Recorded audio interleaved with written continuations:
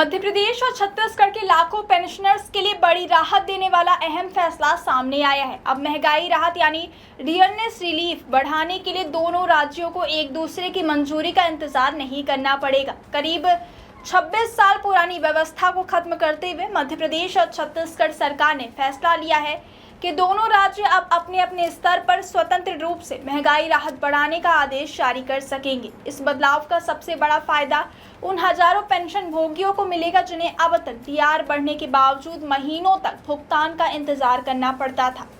वित्त विभाग द्वारा जारी आदेश 17 जुलाई से प्रभावी हो गया। नई व्यवस्था लागू होने के बाद महंगाई राहत जारी करने की प्रक्रिया पहले की तुलना में कहीं अधिक तेज और सरल हो जाएगी। हालांकि सरकार ने यह भी स्पष्ट किया है कि कोई भी राज्य केंद्र सरकार द्वारा तय की गई महंगाई राहत की दर से अधिक डीआर नहीं दे सकेगा।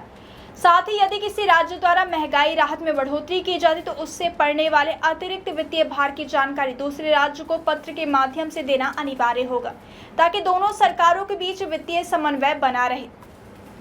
दरअसल वर्ष 2000 में मध्य प्रदेश के विभाजन के बाद जब छत्तीसगढ़ राज्य का गठन हुआ था तब एक विशेष व्यवस्था बनाई गई थी। इसके तहत 1 नवंबर 2000 से पहले के सरकारी कर्मचारियों और पेंशन भोगियों को महंगाई राहत देने के लिए दोनों राज्यों की सहमति जरूरी कर दी गई थी।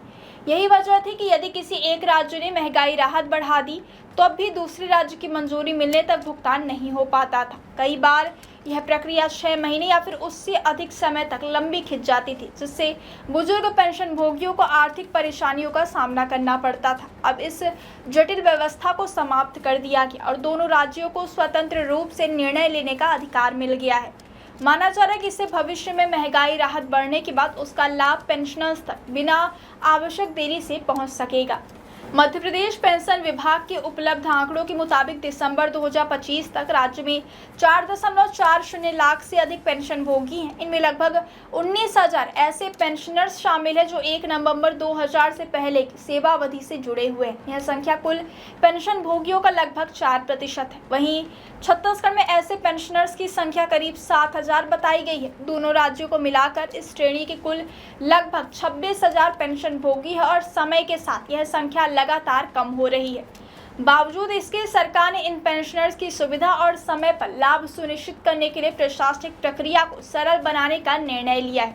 इस फैसले का पेंशनर्स वेलफेयर एसोसिएशन ने भी जोरदार स्वागत किया है। संगठन के राज्य अध्यक्ष अमोद सक्सेना ने इसे वर्षों पुराने विवाद का समाधान बताते हुए दोनों सरकारों को आभार व्यक्त किया है।